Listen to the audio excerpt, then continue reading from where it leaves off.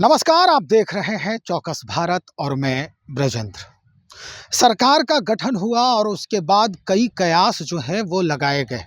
शपथ ग्रहण समारोह के बाद जिस तरह से बयानों के तीर चल रहे थे, सवालों के फहरिस्त खड़े हो रहे थे, निश्चित तौर पर ये समझने के लिए काफ़ी था कि अचानक ये हंगामा क्यों बरप रहा है। विपक्षी जो इस वक्त काफ़ी पेशोपेश में है, अपने आत्म मंथन में परेशान हैं, वो इंडी गठबंधन के तरफ से वो भी अब सवाल खड़ा कर रहे हैं। दरअसल सवाल सिर्फ एक बात के लिए है और वो बात ये है कि उपेंद्र कुशवाहा जी अपने बेटे को शपथ ग्रहण कैसे करवा दिए। हम आपको बता देते हैं कि भाई इसके पीछे का जो माजरा है वो क्या है। माजरा ये है, संवैधानिक नियम है। दरअसल अगर हम देखें अनुच्छेद को तो 164(1) जो है वो कहता है कि मुख्यमंत्री अपने सिफारिश से राज्यपाल को सिफारिश कर सकते हैं और राज्यपाल के सिफारिश से किसी भी व्यक्ति को मंत्री पद का शपथ दिला सकते हैं। अनुच्छेद 164 का 4 जो है वो ये कहता है कि वो व्यक्ति जो शपथ ले रहा है या ले चुका है, अगले 6 महीने में उसे विधानमंडल का सदस्य होना अनिवार्य है, अथवा उसके जो कार्य प्रणाली है 6 महीने का वो तो रह जाएगा, लेकिन वो बाहर हो जाएंगे। अब इस बाबत जो है कई सवाल खड़े हो रहे हैं। उपेंद्र कुशवाहा पर भी सवाल हो गए कि भाई क्यों आप ऐसा किए, परिवारवाद के खिलाफ आप बातचीत करते थे।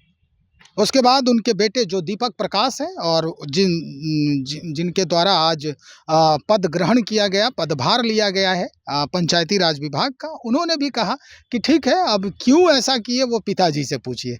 तो चलिए, अब सवालों को हम थोड़ा दबाने का प्रयास कर रहे हैं। इसलिए कर रहे हैं कि भैया कल ट्विटर के माध्यम से खुद उपेंद्र कुशवाहा जी ने भी बहुत सारी अभिव्यक्ति जो है अपने अंदर की, हृदय की जो उद्गार है हृदय के, उसको रखने का काम किया है।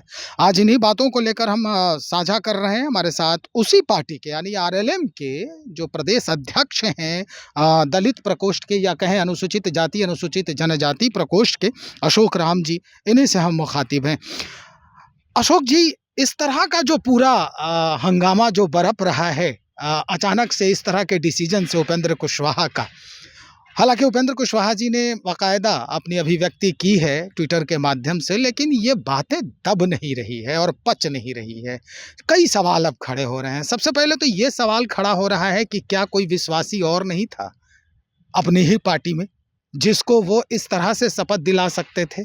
तो क्या परेशानी रही होगी उपेंद्र कुशवाहा जी? देखिए, सबसे पहले तो आपको बहुत बहुत धन्यवाद चौकस न्यूज़ को कि आपने इस प्रश्न में संविधान को भी लाया है और आपने रेखांकित किया कि संविधान में ऐसे व्यवस्था हैं जी कि किसी भी मुख्यमंत्री के अधीन मुख्यमंत्री चाहे तो किसी को भी पद ग्रहण करा सकते हैं वो। बिल्कुल। और उसका प्रक्रिया है कि 6 महीना के अंदर किसी चाहे तो विधान परिषद या तो विधानसभा का सदस्य होना अनिवार्य है। ये प्रक्रिया है, तो नई बात नहीं है। देखिए, सबसे बड़ा मूल बिंदु समझिए इस चीज़ को, उपेंद्र कुशवाहा जी को जो हल्का में लेने वाले जो विरोधी लोग हैं, जी जी जी, और जो लोगों इनका अचानक जो कद बढ़ा, जो परिणाम आया, इससे लोग घबराहट में इस तरह की बयान दे रहे हैं। घबराहट किस बात की? घबराहट तो है ना। हम आपको हमेशा देखते हैं कि आपको दबाने की हर कोशिश करते हैं कि आप दबे रहें और खुल करके नहीं आए, और आए तो फिर भी बाधा बने। तो वैसे लोगों को राजनीति में बहुत कष्ट हो रहा है, और वही लोग विरोधी। लेकिन कोई भी एक ऐसा व्यक्ति को नाम बता दिया जो उपेंद्र कुशवाहा जी निर्णय लिया उसके पक्ष में नहीं है। विरोधी लोग का काम ही है। और विरोधी लोग को मैं पूछना चाहता हूँ कि इसी सदन में, यही विधानमंडल में, आपको जब माननीय लालू जी जब जेल गए थे तो राबड़ी जी के रातों रात उन्होंने मुख्यमंत्री बनाने का काम किया था। तो विरोधी को सोचना होगा, पहले घर में देख ले कि घटना हुआ है नहीं हुआ है। और ये पढ़े लिखे नौजवान है, कंप्यूटर से इंजीनियर किए हुए हैं। सवाल यही है अशोक जी कि पढ़े लिखे क्या पार्टी में सिर्फ दीपक प्रकाश ही थे या और कोई था? नहीं, एक चीज समझ लीजिए, दीपक प्रकाश जी ऐसे नहीं है। 2024 में मेरे साथ कैंपेनिंग में रहे हैं, पूरे पार्टी में रहे हैं। ये जरूर है कि मार्केट में या अन्य जगह नहीं, लेकिन पार्टी के लिए बखूबी काम करते रहे। चाहे तो स्नेहलता जी हमेशा फाउंडर के रूप में काम करते रही हैं। अब ये कहीं कि पार्टी के बाहर के लोगों को जानकारी नहीं है तो इस तरह की बातें कर रहे हैं। दीपक जी ऐसा नहीं कि आज आए कल माननीय उपेंद्र कुशवाहा जी उनको बना दिए हैं। ये चुनाव में मेरे साथ कैंपेनिंग किए, मैं बता रहा हूँ। कैंपेनिंग अच्छा वक्ता है, पढ़े लिखे हैं, सब कुछ है, तो उन्होंने बनाने का काम किया। एक चीज हमारे नेता माननीय उपेंद्र कुशवाहा जी ने रखा है कि पार्टी चलाने के लिए बहुत कुछ करने की जरूरत है।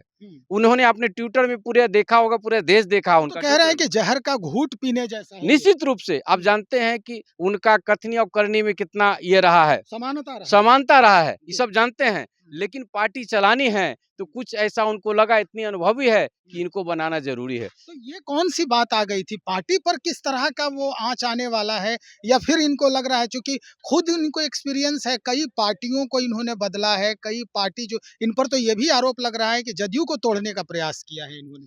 देखिए ऐसा नहीं है। देखिए उन्होंने उद्गार अपना व्यक्त किया है। पार्टी की बहुत सारा इंटरनली चीज़ें हैं जो हर चीज़ को डिस्कशन करना ज़रूरी नहीं है। जी। लेकिन ऐसा उनको लगा जो अपने जो 20 साल 40 साल का अनुभव से लगा कि मुझे निर्णय लेना चाहिए, और नियुक्त संयुक्त रूप से नहीं लिए हैं। ये सामूहिक रूप से पार्टी के कोर कमेटी हमारी है। कोर कमेटी में संयुक्त रूप से बातें हुई, निर्णय हुआ, तब उस पर सहमति के बाद ही उन्होंने जैसे कि दीपक प्रकाश का नाम उन्होंने लेकर के शपथ दिलाने का काम किया है। इसलिए पार्टी के मजबूती के लिए ये कदम उठाया गया है और संविधान भी कहता है कि ऐसा किया जा सकता है। तो कई इसमें उदाहरण है अशोक जी, मैं आपको बता देता हूँ, कई ऐसे उदाहरण हैं, संवैधानिक रूल है कि कई मंत्री, अगर हम ममता बनर्जी की बात करें तो वो इनका उदाहरण है कि इसी तरह से वो मुख्यमंत्री बनी, उसके बाद फिर चुनाव जीती, तब वो कंटिन्यू की है। हिमाचल प्रदेश की अगर हम बात करें तो इसी तरह का माहौल वहां भी बना था। हालांकि कुछ समय के लिए वो फेल्युअरिटी आ गई थी, लेकिन बाद में फिर इसी रूल के तहत जो उपेंद्र कुशवाहा ने जिस रूल को अपनाया है, जिस रूल पर वो चलते नजर आ रहे हैं इस वक्त, इसी रूल को अपना करके कई ऐसे उदाहरण हैं हमारे संविधान में और देश में। तो इसमें कोई हर्ज नहीं है। लेकिन अब जो आरोप लग रहा है, इस आरोप का खंडन करने के लिए और क्या-क्या है आप लोगों के पास? देखिए ब्रजेश जी, जो विरोधी लोग हैं 5 साल यही कह करके कोसेंगे, 5 साल काटना है उनको। अच्छा। अब कोई काम नहीं है। ये जो हमारे दीपक प्रकाश जी आए हैं, जो मंत्रालय मिला है सब लोगों के सहयोग से, मुख्यमंत्री और प्रधानमंत्री का आशीर्वाद से, जी। ये माननीय उपेंद्र कुशवाहा जी बोले हैं कि कथनी या करनी में कितने परफेक्ट निकलेंगे, वो कंप्यूटर इंजीनियर हैं कि नहीं, थोड़ा-सा समय दीजिए, समझ में आ जाएगा कि क्या करने जा रहे हैं वो। पढ़े लिखे व्यक्ति हैं वो, पढ़े लिखे व्यक्ति है और अच्छे समझ है, संस्कार भी उनमें है, संस्कार भी है। इसलिए विरोधी का काम है, दर्द हो रहा है पेट में कि कैसे हो गया, ऐसा उम्मीद ही नहीं किए थे। तो विरोधियों का काम है विरोध करना, दूसरा कोई काम तो बचा नहीं। 5 साल कुछ ही करेंगे विरोध में, तो उनके खिलाफ बोल करके काम चलाना है।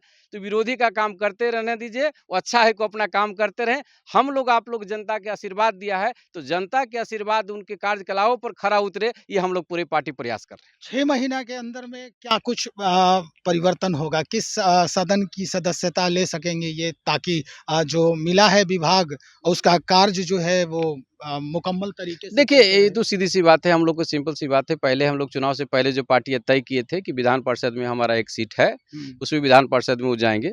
कहाँ से किस रूप में प्रधानमंत्री, मुख्यमंत्री जानते हैं कि कहीं जाएँगे, तो सदन से पहले बहुत कम पहले 6 महीना क्या, बहुत 1-2 महीना में उस सदन के सदस्य हो जाएँगे, कहीं इफ़र्ट इसमें नहीं है। लेकिन एक चीज़ और राष्ट्रीय लोक मोर्चा की ओर से मैं कहना चाहता हूँ कि राष्ट्रीय लोक मोर्चा के सुप्रीमो अब किसी के दबाव में नहीं आने वाले हैं। पार्टी कैसे चले, बिहार कैसे बढ़े, इसके लिए कृत संकल्पित हैं और सबों को साथ लेकर के आगे बढ़ने का काम कर रहे हैं। ये आपके चैनल के माध्यम से मैं बताना चाह रहा हूँ। चलिए, बहुत शुभकामना है हमारे तरफ से, चौकस भारत न्यूज़ की तरफ से। लेकिन अब अंतिम सवाल और बड़ा ही गहरी जो बात है वो हम आपसे साझा करेंगे, और हम इसका मुकम्मल जवाब भी चाहेंगे, चूँकि ये जनता की बात है, चूँकि जनता से डायरेक्ट जुड़ने जा रहे हैं दीपक प्रकाश इस वक़्त। बचपन से आप उनको देख रहे हैं और निश्चित तौर पर बड़ा ही सम्मान है, आपके भी मन में उनके लिए सम्मान है, और उनके भी, जो मैंने देखा है खुद से, उनके भी मन में आपके लिए सम्मान है।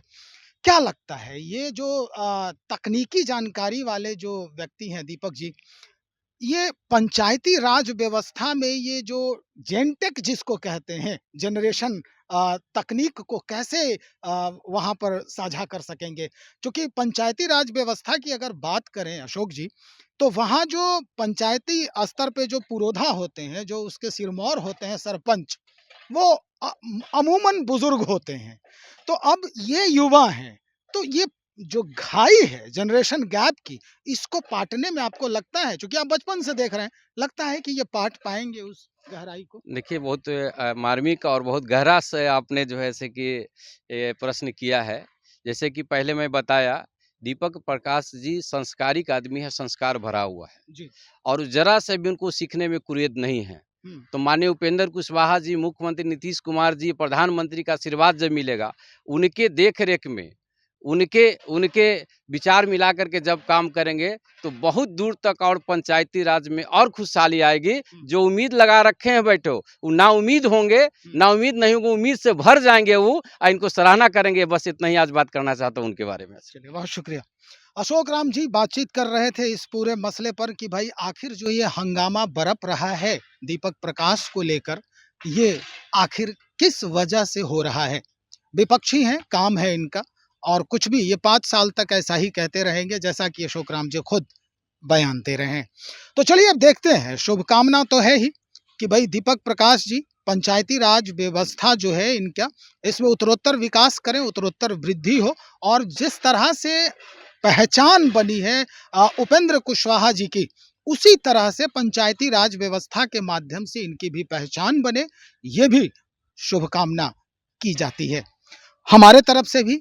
और मैं उम्मीद करता हूं कि इस युवा को देखकर, यानी जो जिस अवस्था में ये पदभार ग्रहण कर रहे हैं, इस अवस्था को देखकर और भी जो लोग हैं इन्हें आशीर्वाद ही देंगे, अगर ये विधिवत व्यवस्थित हो जाते हैं और विकास को उत्तरोत्तर बढ़ाते नजर आते हैं। बने रहिए, जैसे ही कुछ अद्यतन जानकारी मिलेगी इस बाबत हम फिर से हाजिर होंगे। बहुत शुक्रिया आपका।